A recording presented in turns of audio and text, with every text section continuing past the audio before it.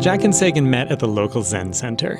They do day-long sits at their temple in Bloomington. And what cracked me up about Seigen is that the one time I did a session there is that, like, he'll just, you think of an expert as this person who sits perfectly and, like, doesn't struggle and is totally, but, like, Seigen will fall asleep. You know, he's just, like, falling asleep on his cushion and just, like, totally bobbing. Which cracked me up. I don't know why I thought that was so funny. He was just a great person to sit next to. Eventually, Jack invited him out to coffee. They became friends, talked about language, went on lots of walks in the woods. Then, one day, Seigen asked Jack to help him out. He needed a ride. He was going to have to witness something. What that was, and what it meant for their friendship, coming up after this on Interstates. We're devoting the whole episode this week to a story about a friendship between two men, Jack and Seigen, as told to me by Jack. We're going to just jump in, but I do want to mention this story is in part about a federal execution. It's all experienced secondhand, but if that's a topic you or someone you're listening with might be sensitive to, you should just keep that in mind. Okay, here's Jack. Basically what happened is one day, Jenny, is my girlfriend, was on a trip out west, and she got a call from Seigen. It was early in the morning, and that's unusual. Keep in mind, like, Seigen and neither of us have smartphones. We both have flip phones. Like, we would set up our appointment via email. So there wasn't a whole lot of need to communicate over the phone. And so I think he didn't actually have my phone number, but he had Jenny's phone number somehow because I had called him from Jenny's phone number at one point. So he called Jenny, and Jenny's, like, on the West Coast on a trip. And she's like, Seigen? And he was like, well, is Jack there? And she was like, well, I'll have Jack give you a call. So I called him, and he basically said, well, they've actually set a date for this execution. Would you give me a ride to Terre Haute? I would really appreciate that. I was like, yeah, of course. I would be happy to help. I think he was like, I've never done this before, and I don't know if I will be in condition to drive back.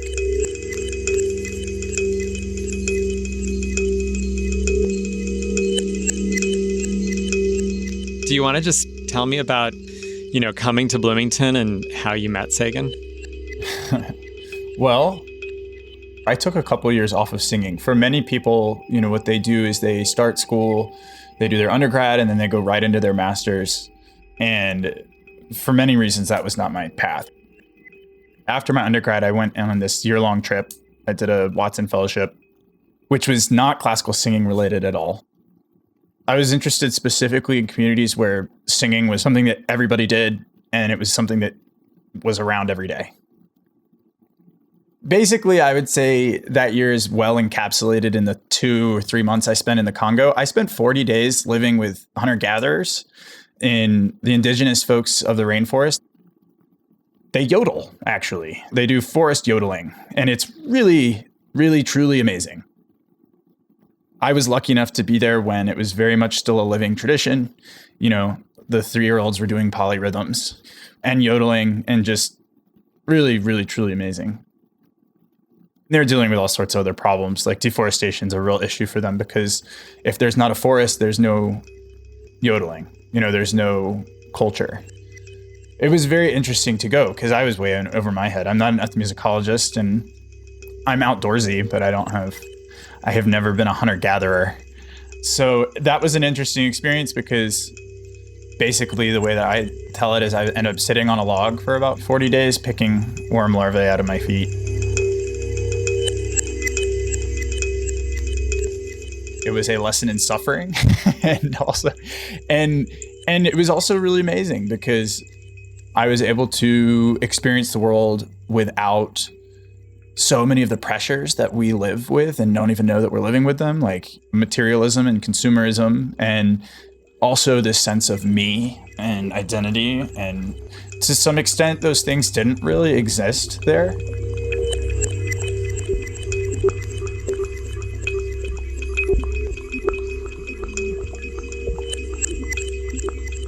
After I had that experience that year, I came back home and I was like, okay, well, I think I do want to do the classical music track, which just seems so at odds with what that year was.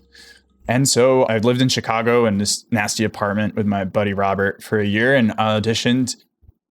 Those auditions didn't go very well. I wasn't singing all that well.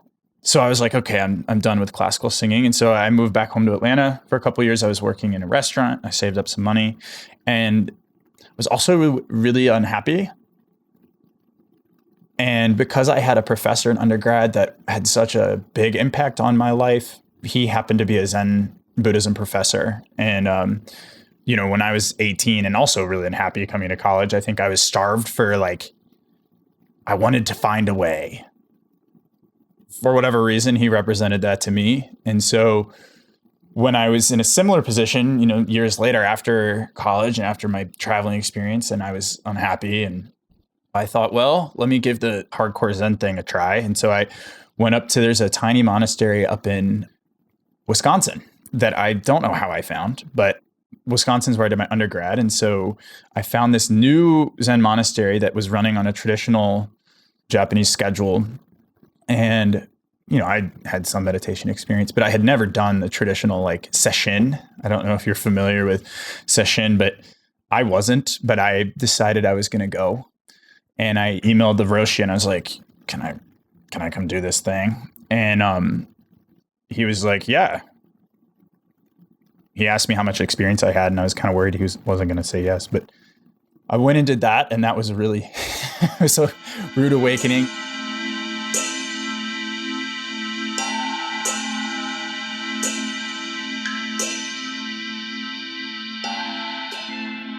Sesshin is it depends on the tradition that you're working with. It's a week-long intensive where you're spending the vast majority of the day in, seated meditation.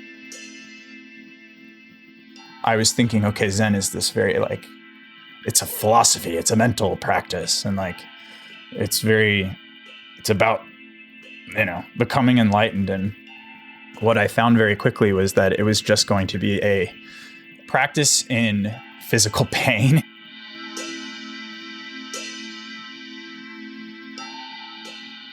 I just remember I've never been in such physical pain for a week, and it was the wildest thing. It was just horrible the whole time. And it was can I make it through? Which I did. And at the end, it was the wildest thing. It kind of reminded me of my trip. I think in some ways I wanted to go on this trip around the world because, I think I needed to suffer some. I was looking for some kind of suffering. And the great thing about sesshin is that you'll find it. You know what I mean? But I made it through the week. And what I found at the end of the week was this renewed interest in singing. I think for so long, trying to sing classically was an exercise and bumping up against just feeling like a failure all the time. It feels like a very tight, it's a conservatory setting, and it's all about what you sound like, and you can't make any mistakes. And feels like very high stakes. And so what was nice about staring at a wall for a week and being in physical pain, somehow that made it clear to me that, I actually really love singing. So after taking a long time off, I started singing again, and it just felt different. It was fun. I mean, I was still bumping up against the old things, but I, in a way, was more equipped to deal with those challenges and those obstructions that I had. And so, yeah, after several more sessions and starting to sing again in Atlanta, I re-auditioned, and the auditions went much better. I auditioned for IU, and for me, it felt like I was on the periphery of the classical world, and for whatever reason, IU represented very much the mainstream. It was a very well-connected place. I could see how I stacked up against my peers. When I showed up to Bloomington, I was also just interested in seeing what the Zen community was like there, if there was one. And I was surprised to find that the community there is one of great repute, actually, nationally in the Zen community. So that was kind of cool. And I decided I was going to go once a week. I think they had a book club. And that's where I met Seigen.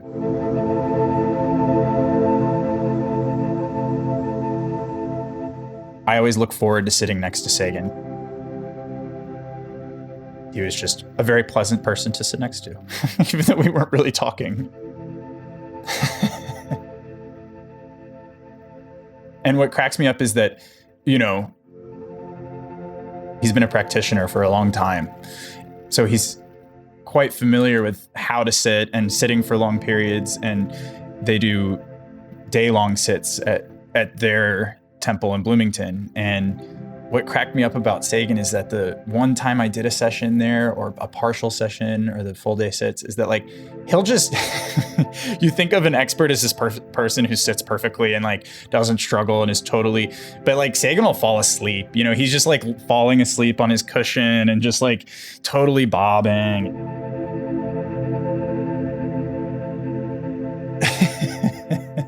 Which cracked me up. I don't know why I thought that was so funny. There he was, and he would sit through it, and then he was just a great person to sit next to. He wasn't trying to outsit anybody. He was just there.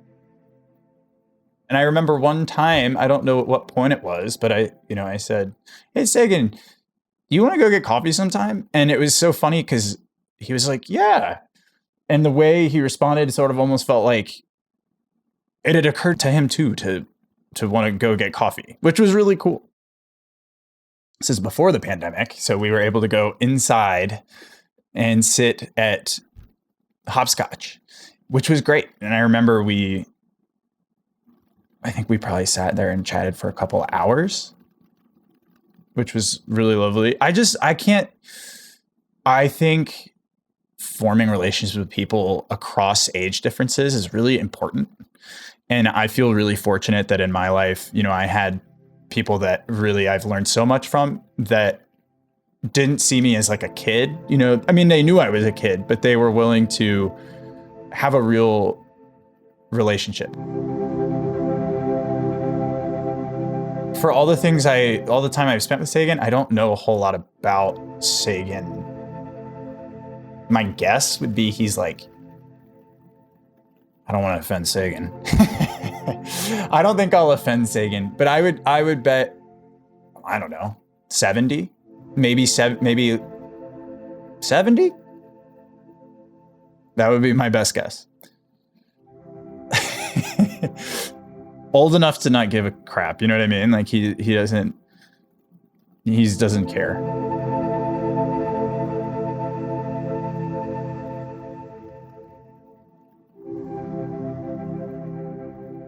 When you're in a conservatory bubble, you know, like IU or whatever, it can become such a toxic, loud space. I mean, in your own mind. And so it's really nice to get perspective from people who aren't in the bubble, but also not in that point in life. So what was nice is actually, I think once the pandemic started, we really started doing walks around Bloomington. He knows a lot about birds. He's a bird watcher. He knows the tree species around Bloomington. He's quite interested in sort of things like that. So it was really great, actually, because I remember one time explicitly, I was like, I would really like to know more about that sort of thing. Could we go on some walks? And I would like to learn about the tree species around here, et cetera. And so that sort of became a bi-weekly thing where we would just go on these long walks. And a walk with Seigen is funny because, you know, it's generally very slow. So we went very slowly. I got good at identifying the trees because Seigen would say, okay, this is a sassafras tree. And you can tell because sassafras tree leaves are really interesting because they have 3 different kinds of leaves.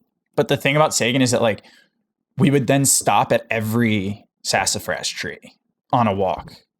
And it was great because it was like a lesson in appreciation, which was that, you know, it's like, oh, look at this sassafras tree. And then we'd keep going and it'd be another sassafras tree and we'd stop and sort of look at its leaves. And then, you know, it would be the same thing with the different kind of oak trees or the maple tree. And then we would point out the same red-winged blackbird a gajillion times. Every time we would point something, it was like we were doing it for the first time, which was really nice. You know, it's like, this is a different tree. So it was nice to go do this sort of thing when, whether I was in school or during the pandemic, and it was like, well, let's just go look at this tree. And then we'll look at this tree. And these very singular trees in this forest of trees. It's like, well, look at this sassafras tree. It just looks exactly the same as all the other sassafras trees that we've seen today. It was always so easy to do. And the thing is that like, no matter what sort of stuff I was carrying on my back, the weird personal stuff, whether stress at school, stress with whatever it is, just being 27 or 28, it became very apparent that I was bringing those things to the walks. You know what I'm saying? It's like, oh, okay. And I never felt like there was some problem with that, but there sort of comes with that awareness that it was there. And it was nice too, to be able to put those things down and just go on a walk. I remember on one of our walks, he would say, oh, I have to go to Terre Haute today because I'm the spiritual advisor to this gentleman that is on death row. He's been a spiritual advisor to several different gentlemen in prison. One was like a white collar prisoner that was quite well written. And so they were pen pals essentially. And then the other one, who is the one who ended up being executed. Sometimes it's kind of foggy that how things happen. But what I do remember is that, especially when Trump decided to start doing the executions again, I think Seigen mentioned something about the possibility of, his involvement was about to become much greater in this circumstance. I think part of it was that, there became a discussion about, well, basically what happened is one day Jenny got a call from Seigen. If you've been listening, you know what happens next. If you're just tuning in, I'll catch you up after the break.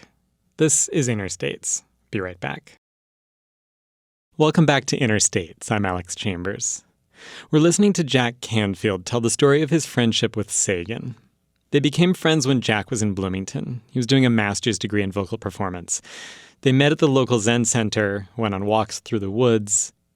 Seigen was a spiritual advisor to a number of inmates in different prisons, including one man on death row. One day, Seigen called and said they'd set a date for the execution. "Would you give me a ride to Terre Haute?" he said. I don't know if I will be in condition to drive back. So then I had a couple days notice, and it was during the pandemic. I was up to absolutely nothing. I understand that it's caused a lot of problems, but I will personally and very selfishly, it was a really lovely time in my life where I had nothing to do except whatever it is that I wanted to do, which is really amazing, right? Like, what do I actually want to spend my time doing? I had a couple days before that, and I started to feel really sick, which was bizarre. Like, I wasn't seeing anybody. I was worried it was COVID. I was worried I was going to get Seigen sick. I was like baffling about whether I wanted to drive him. I was like, man, I really feel ill. But I decided to. I wore a mask. I let Seigen know. And it was a really classic Indiana summer day when we drove over there. I think we were supposed to, the deal was I was supposed to drop Seigen off at behind the courthouse in Terre Haute, and at 3. And it was a pretty drive, but definitely hot, very much like a Terre Haute, which you can imagine. So we get to the courthouse, and I think I'm realizing that I just feel terrible because it wasn't COVID. I just the whole thing was really eerie.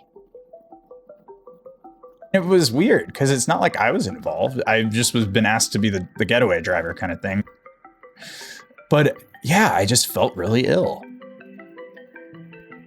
We get to the courthouse, and what was going to happen is that he would get picked up. It really felt like a strange it's hard to explain. It wasn't like a crime, but it felt like there was a crime happening. You know, it's like, okay, you get dropped off here and then we'll pick you up. And there's like all sorts of very specific like protocol. And so it was interesting when you're driving Seigen to the execution, and the execution I think was set for like 7 p.m., 7:15. You can't help but think about time and the day through that person's perspective. You know, it's like there's this time in mind, and we're all kind of like all coming to a point.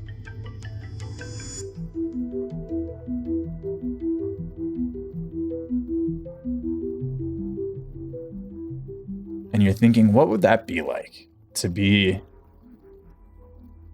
really, truly looking at the clock and like how you would experience time differently if your end was so imminent.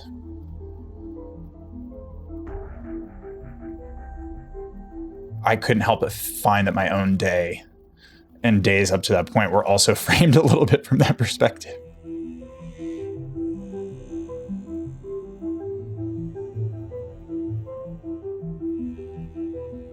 So we get to the parking lot. It's 3:00. The lawyers are saying, "Well, we don't know what's going to happen. We're going to go down to the prison." And have you ever been to that prison? It's really, really, really eerie. It's very close to the mall strip, where like, you know, the suburban America strip malls. And you just go some flat fields, and it's right on the river, and it just is like a very bizarre kind of place. And so we were down the river behind the courthouse, and we were just sitting in the car. They're like, "Okay, well, you wait here."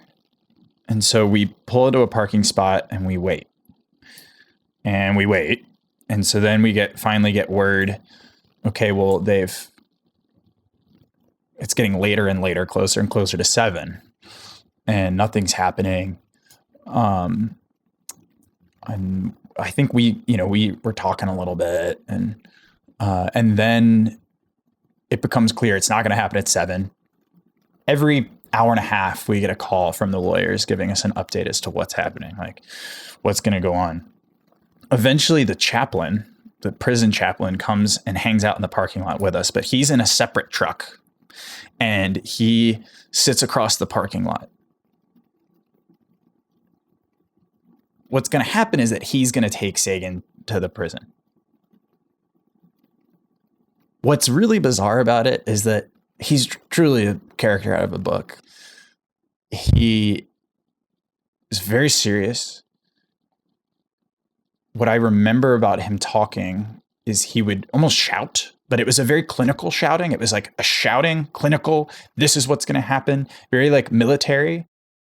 You know, I couldn't help but notice that on the back of his car, there was like a big old machine gun bumper sticker. This is the chaplain of the prison. So I was like, this is a wild, like, I was like, man, then trying to put it in his perspective, it's like, I can't imagine what that guy's daily life is like.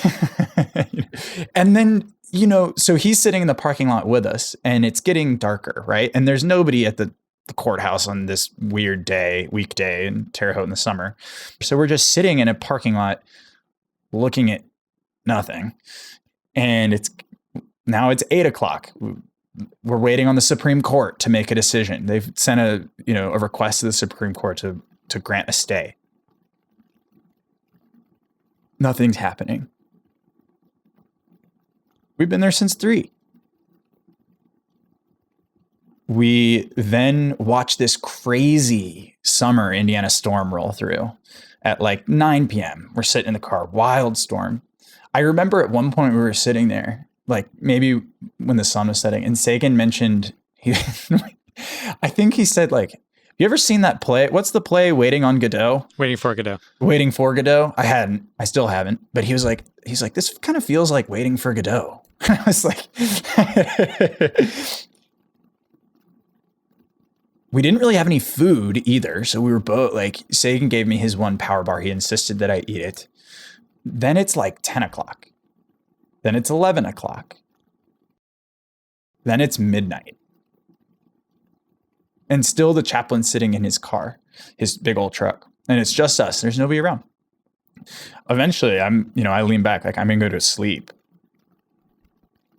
And we both fall asleep, and we wake up at like 3 a.m. to the chaplain banging on my car door, which totally seemed unnecessary, but he like shocked us both awake.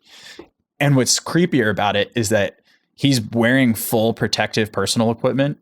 So it was like, because this is the whole other thing, is it's in the pandemic. Yeah. So like everyone's still taking COVID really seriously. So it feels incredibly apocalyptic because everyone's like, this is going to happen. And so he's wearing this mask, the mask on top of the face guard, on top of this like gown that he's wearing. He's a shaved headed bald guy. But I remember I rolled down my window a little bit. And again, he's in his sort of like shouting very, let me just say that I felt like it was not a particularly sensitive way of communicating. But if you're going to, if you're going to execute somebody, I think that makes sense. So 3 a.m., Seigen and I both get startled awake, and he's like, okay, it's time to go. And so Seigen's like still asleep and very shakily. Both of us, I think, are kind of shaken up. And he's like, you're going to follow me down to this gas station. We're going to stop at the gas station. You're going to stop.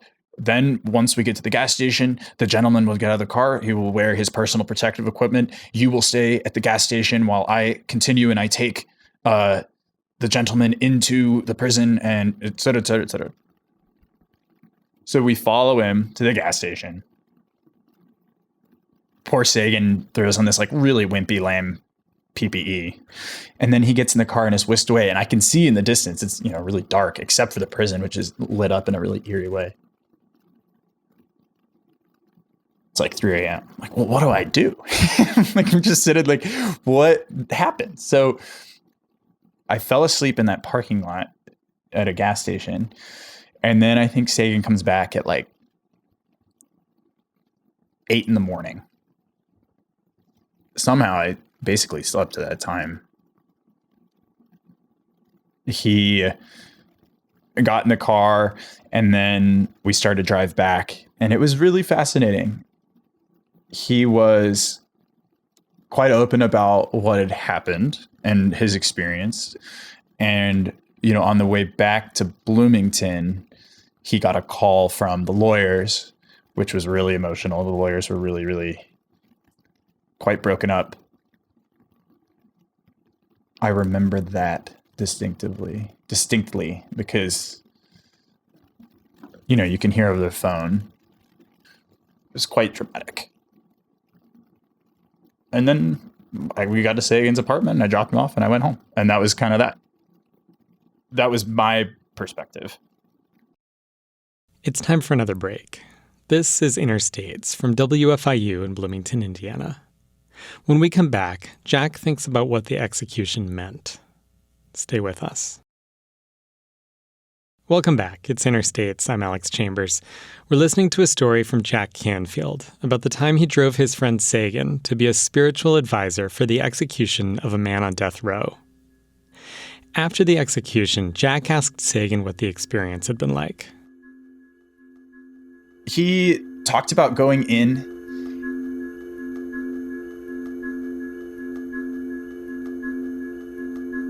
Remember, he had to sit for a long time with another chaplain-like character. And we talked a lot about Wesley's crime. We talked about his experiences meeting with Wesley, and how, Wesley's last words were, he very much was remorseful. And I think he apologized a lot to the family of the girl that he had murdered. And he talked about, the actual experience of watching somebody pass on, and in such a strange way.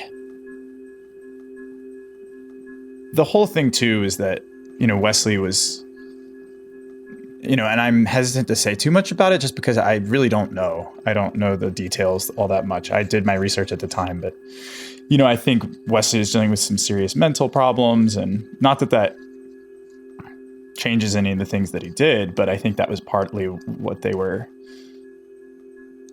trying, first it was a religious thing that they were trying to get to stay. Then it was, Wesley had mental issues that should prevent him from being murdered. But the whole thing was, it's very strange to connect these two independent actions together.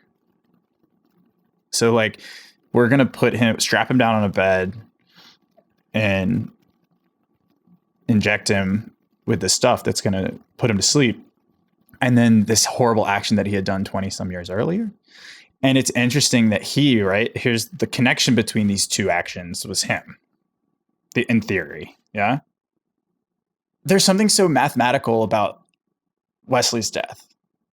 Action A plus action B equals action C, which in theory equals justice. Or not justice, right? Like if you look at it from the other end of things. My personal belief is that it feels like a lot of acrobatics to connect those two things. It seems incredibly, in a way, almost arbitrary, or almost, I found myself wondering a lot, like, how do I feel about the death penalty? And to tell you the truth, I'm not sure that I'm entirely opposed to it. Amidst all this, I reached out to my professor from undergrad that was a Zen professor that I would consider him a friend now. And I said, what do you think about the death penalty? And he was like, yeah, I think some people do things so bad that they truly have forfeited the right to live. And I remember reading some of those articles about stuff that people had done. And I was like, yeah, I don't disagree. At the same time, but it's where it's like, it's an argument, it's a discussion, it's messy, because it's like, well, what makes Wesley different? It's like, well, he had mental problems. He had been terribly abused growing up. It's very interesting. In a way, I felt very fortunate to be a part of it. I also found it really fascinating to read the comments on the articles that I would read about Wesley and about, how they were trying to get a stay. And it was just interesting to then read the things that people would have to say and the vitriol towards Wesley, which again, to some extent I understand. But it was different in a very, very small, distant way to be a part of the whole experience on the periphery of what this thing is going on. It gave me a new perspective, certainly. And it's like, how do you connect these two actions separated by 20 years and then justify them? It seems like, I don't know. How old are you? 42. 42. Can you even remember, can you remember something that you did when you were 18? I mean, I guess I can think of, let's see, when I was 18. And it's interesting because when you turn memories, because what we're talking about here are memories. When we're talking about the past, what is the past is kind of what this becomes a discussion about. What is the past and what does it mean? What is its effect on now is basically what this discussion is about. It seems like an incredible amount of effort is being made to make the past very present. It's not like he hadn't been thinking about it for a long time. I'm sure he had. He was dealing with dementia and all sorts of other stuff. But yeah, it seems like a very odd thing to be like, all right, you did this thing 20 some years ago. And so now the consequences are you have to die in this very specific way at this point in time. And this is going to make it all better. I think when you're talking about death penalty, right? Like in a lot of ways, you're talking about words. We're arguing over what words mean and which ones hold more meaning. But that's true of any law, any politics, anything. It's like if you're going to say anything about something, it's totally reliant on other words to say more things about it, which is a circular thing, right? Because then you just need more words to but in this case, the consequences are life and death.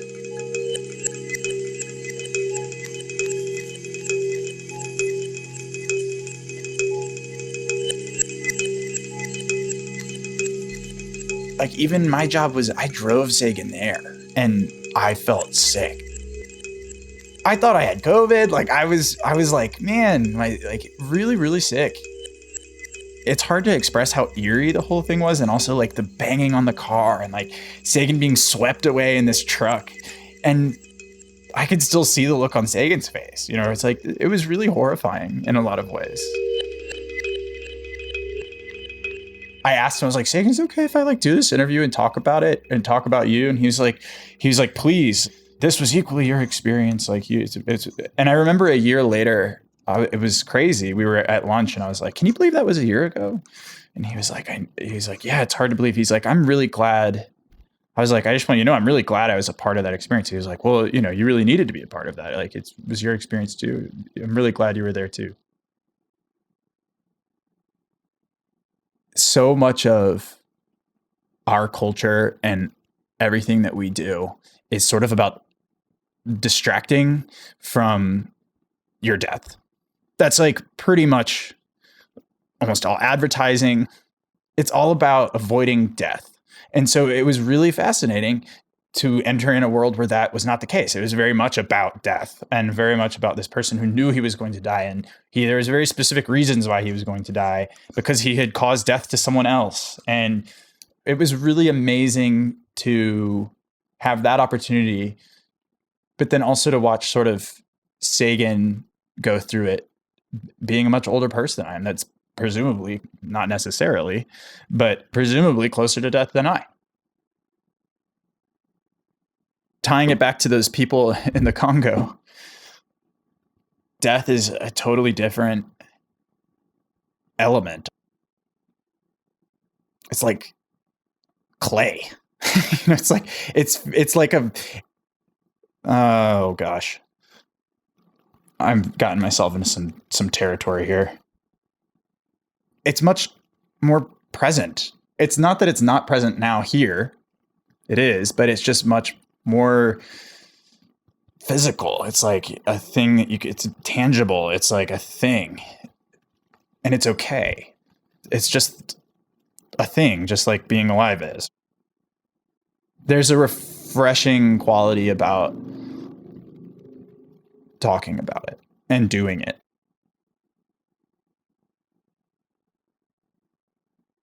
The thing about the Congo that was interesting is that there was one moment in particular when I was getting to the later part of my time there, which is very short, right? 40 days feels like a very short amount of time looking at it. But I could tell you right now that it felt like 2 years being there. When you can't speak the language of anybody, you can't even, like, we like to talk about how we're the same everywhere, which is really true. Like, people aren't different anywhere. But also, like, we undersell the fact how different people are. Like, people are really different. And so to have the common experience of like purchasing something in the store that is made of plastic, like that's like that in alone encompasses so many things that you and I have in common. But to not even have that in common with these folks, and not the language, and it's hard to explain. And I remember I got really sick at the end of my time and I was having to make a decision. I was like, okay, I finally get to go out into the forest for a long period of time, like stay out and deep in the forest. And I really get to hear this yodeling, because they do the yodeling away from their Bantu neighbors, or they're like have privacy out, and like it's their element. Yeah. And I'd spent all this time trying to get to that point where I could be out in the forest for a period of time. And it was finally time. And I got really sick. I've been warned by some folks, if you get sick, you should leave, because there's absolutely no, if you get malaria, you might fall asleep and not wake up. I'm days away from any kind of real medical care. So I remember having a decision to make where I was like, I'm either going to make this effort and go into the forest when I'm feeling really ill. I don't want to venerate myself for doing something which very easily could be painted in really terrible terms, right? Like, here I am taking food away from people who actually need it. I'm exploiting people. I mean, there's whatever it is. But in my own personal journey, I decided to go. And I remember really being also quite emotional about it. I really felt like that could mean I would never walk out. And I remember having that moment where I was like, I may not walk out.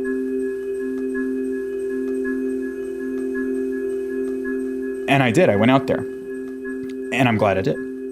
But I guess the reason why I'm talking about it is because part of the whole thing with Wesley is that it's really fascinating. Like, we're all captivated by this idea of execution and dying and like the finality of it and the not having the choice. But ultimately, I actually think it's a really positive discussion and a really important discussion to have. Talking about things like life and death, talking about really considering these things, I think can open you up to what the stakes are. Tell me what happened next with your relationship with Seigen. I felt honored in a way that Seigen would ask me to help him. I was like, oh, of course I want to help. He lives by himself in Bloomington, and I don't think Seigen doesn't have a car. What am I talking about? But he became my family in a way there. And, recently he almost lost his vision. Like, it was quite dramatic. Like, he had to have emergency surgery on his eye, which was quite a big deal. And then he's going to have to go back for more surgery. And so basically we've spent a lot of time together since then. And then we had one more really nice lunch before I took off for Idaho. So I'm sure I'll see him again. He'll be one of those people that I want to go visit when I'm in Bloomington. But he wanted to ask, one of the emails I've gotten from him recently, he was like, what are the tree species like out there? I'm not familiar with. Are they native or are they not native? I said, I'm not sure, to be honest. So in a way, nothing's really changed. So.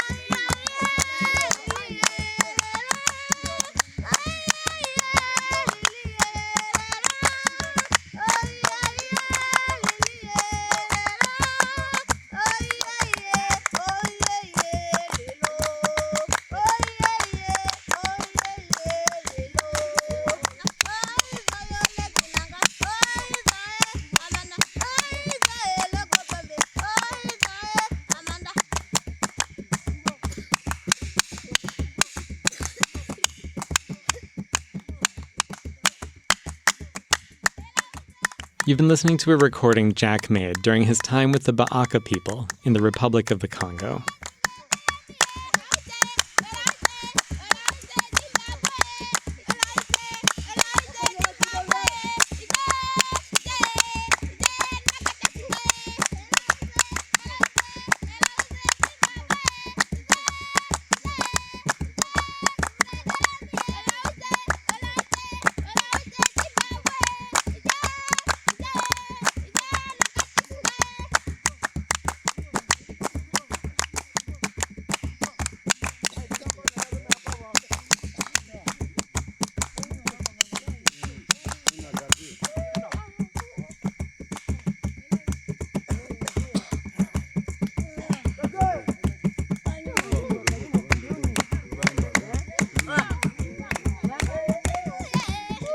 I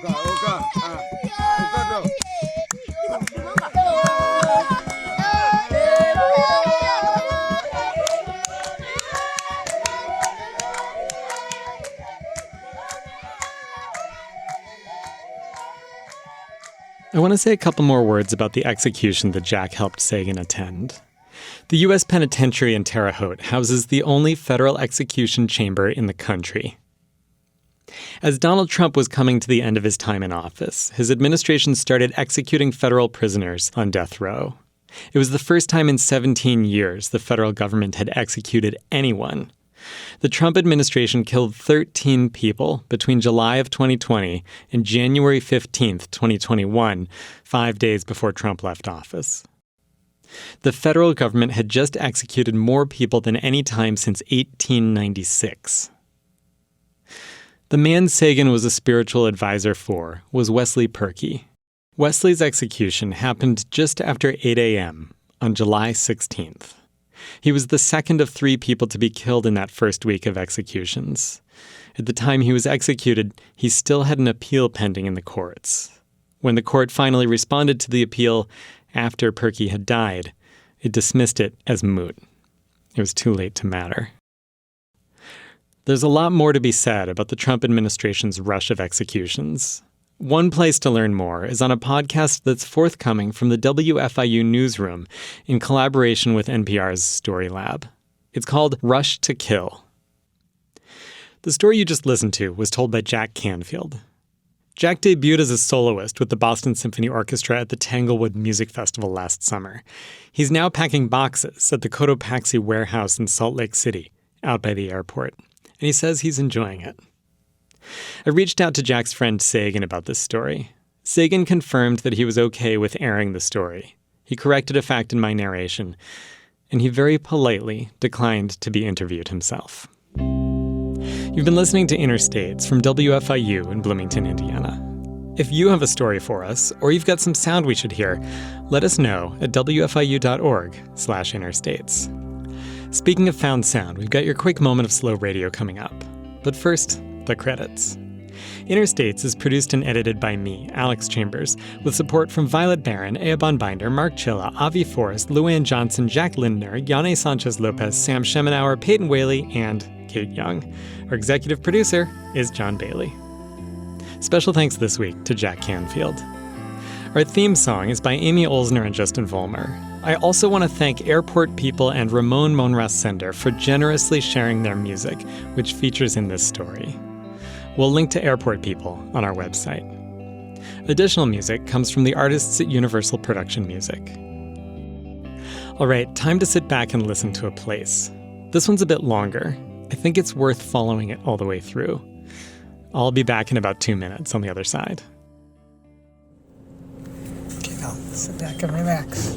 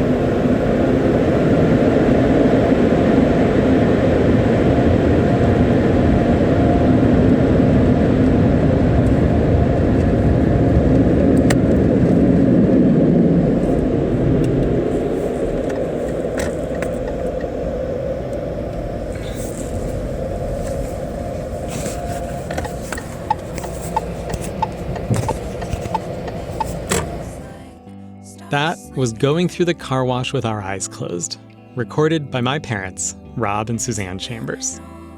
Until next week, I'm their son, Alex Chambers. Thanks for listening. Actually, I think I'll just keep being their son.